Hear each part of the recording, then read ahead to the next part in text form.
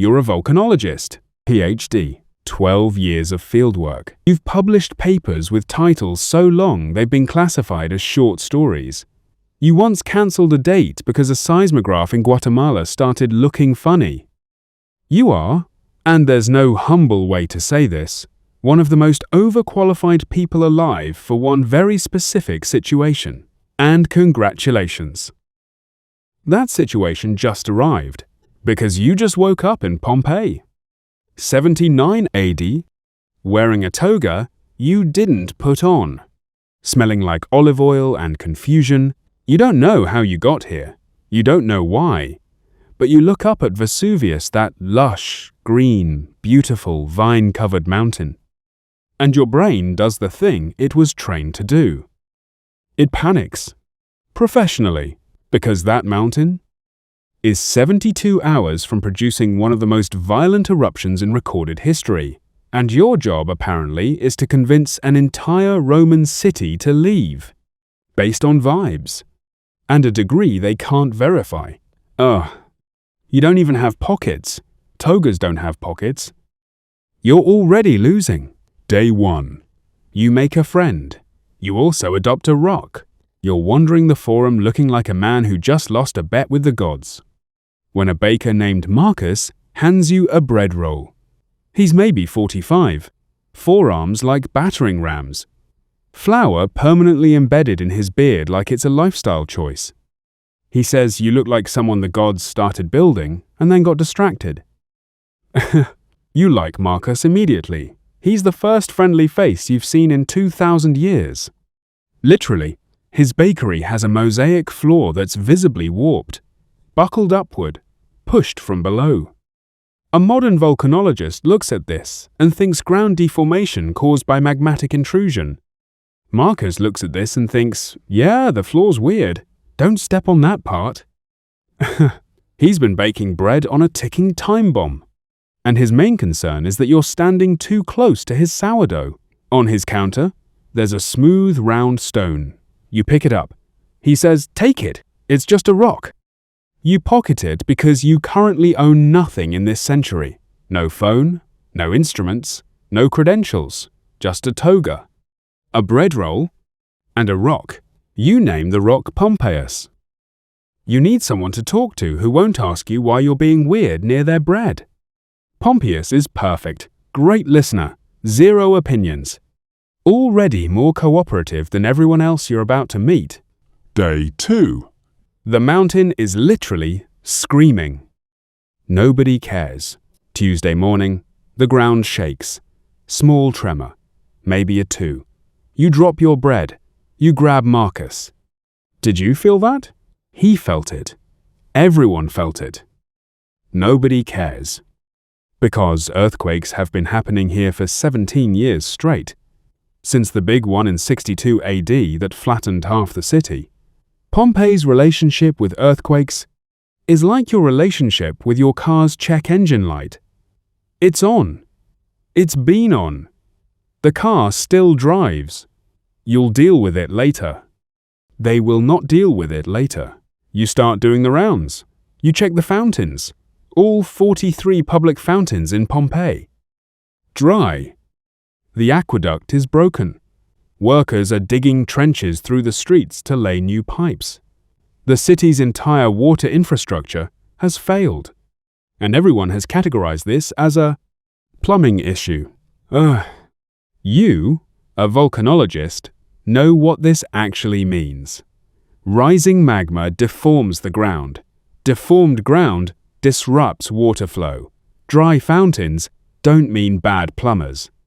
They mean the earth is swelling beneath your feet because liquid rock is pushing up from below. But sure, blame the plumber. You hike up Vesuvius. You find a circle of dead trees on the lower slope.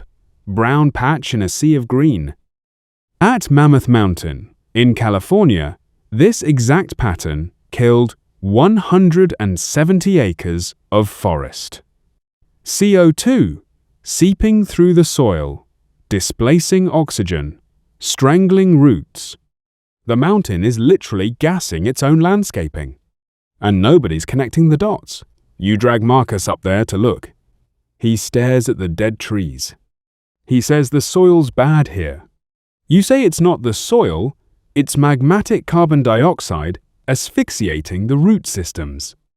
He says that's a lot of big words to say the soil's bad. He shares his lunch with you anyway, because Marcus is aggressively generous and completely doomed, and that combination is going to destroy you emotionally later. But right now, he's handing you cheese, so you eat the cheese. You smell sulfur near a vent. Rotten eggs.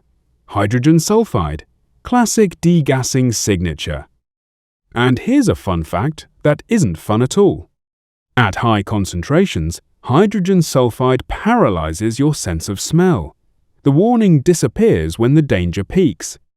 Nature literally designed a threat with a built-in stealth mode. You explain this to Pompeius. He takes it well. He's a rock. Meanwhile, goats are acting weird, restless, moving downhill for no reason. Modern research from Mount Etna showed goats flee up to 5 hours before eruptions. They smell the gas, before instruments detect it. Goats. Goats are better volcano detectors than the entire Roman government. Remember this when we get to the sacred chickens. Day 3. You try to warn people. It goes exactly how you think. You go to the forum. Pompeii is governed by 2 elected magistrates called the Duumviri. Think of them as co-mayors, who are also judges, who also definitely won't be taking questions from the weird bread guy with the pet rock. You get an audience anyway because you cause enough of a scene. You explain the precursors, seismicity, gas, dead vegetation, water disruption, warped ground. You lay it out systematically, clearly, like a scientist. They look at you like you just explained cryptocurrency to a horse. Here's why. Romans don't predict disasters with data. They predict disasters with religion. When something abnormal happens, a calf born with 2 heads, lightning hits a temple, a flock of birds turns left instead of right. They call an augur. The augur reads bird patterns. Or they call a haruspex, who reads the entrails of a sacrificed animal. Specifically, the liver. The liver is the hard drive. The liver is where the data lives. You're standing in front of these men saying, the mountain will produce pyroclastic density currents with temperatures exceeding 700 degrees.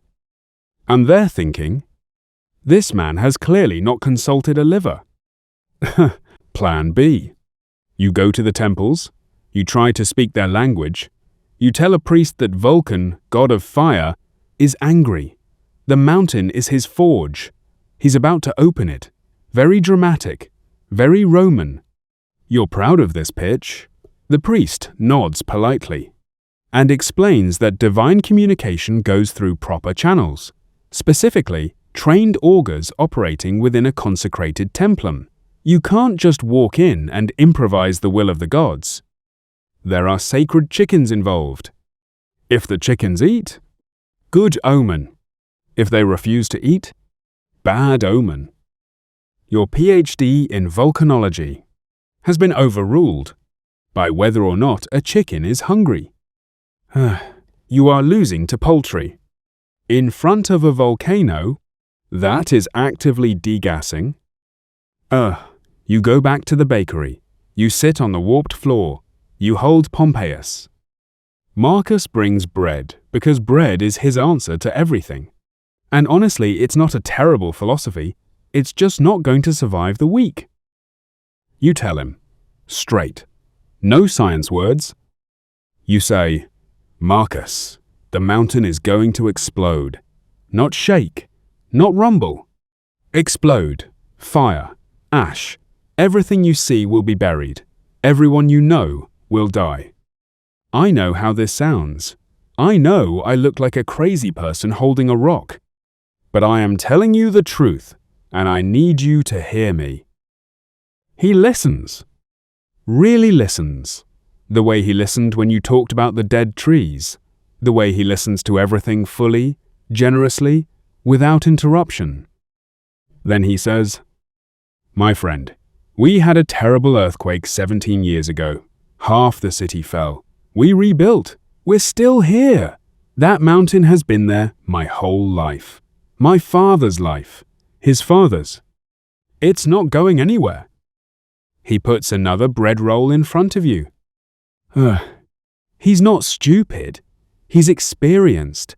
He survived one disaster and rebuilt everything on top of the rubble, and he is not about to abandon his ovens, and his warped floor, and his 20 years of sourdough culture. Because a time-displaced scientist with a pet rock says something bad is coming. This is normalcy bias. 80% of people underrespond to disaster warnings, not because they're dumb, because they're experienced.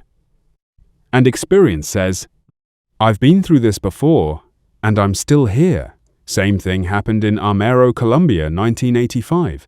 Scientists warned for a full year. The mayor went on ham radio and said he didn't think there was much danger. 2 hours later, 23,000 people were dead. Same thing in Martinique, 1902. Governor refused to evacuate because there was an election coming. 30,000 people died in minutes. Politics beat volcanology. The lava didn't care who won. Same thing in L'Aquila, Italy, 2009. A technician tried to warn people about an earthquake. They reported him to the police for causing public alarm. Then the earthquake hit. Then they put the other scientists on trial for not warning hard enough. Convicted of manslaughter. Warn too loud? Arrested. Warn too quiet? Prison. Don't warn at all? Nobody notices until the funerals. The system isn't broken. It was never built. The eruption. Midday. The mountain opens. A column of ash and pumice shoots 30 kilometers into the sky. It looks like a massive umbrella pine tree, which a 17-year-old named Pliny the Younger will describe in a letter that invents the entire field of volcanology. His uncle, Pliny the Elder, commands the Roman fleet across the bay. He sails toward the eruption. Direct quote, "Fortune favors the brave." Fortune does not, in fact, favor him. He dies on a beach. Pumice falls on Pompeii like warm, angry hail for 12 hours, nearly 3 meters of it. Roofs cave. Most people flee during this window. Most of the 20,000 residents probably survive. You go to the bakery one last time. Pumice is bouncing off your shoulders. You grab Marcus by the arms.